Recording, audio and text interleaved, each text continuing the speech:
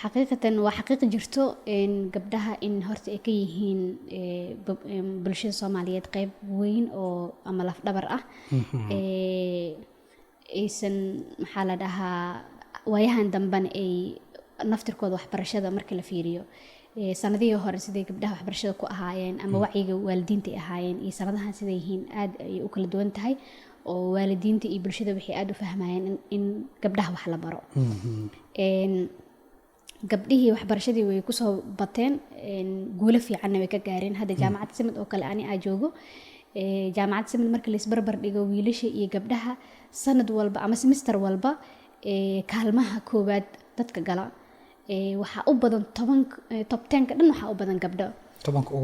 tobanka ugu sareysa waxa laga yaabaa tobanka ugu sareysa kuliyadaha qaar inay hal wiil ka soo galo waxa laga yaabaa kuliyadaha qaar inay waxa noqdaan 5 iyo 5 kuliyadaha qaar inay 6 gabdhaha yihiin laakiin ma jirto kuliyad oo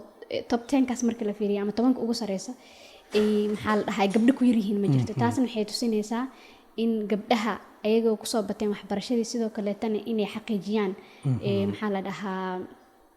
gradeskoodii ama maxaa la guulihii ay ka keeni lahayn jaamacaddan inay aad u sareyso oo marka qalin jibinta la joogo xataa waxaa arkaysaa jaamacadda saddexda ugu sareysay jaamacadda badanaa waxay sameysaa ay soo daabacdaa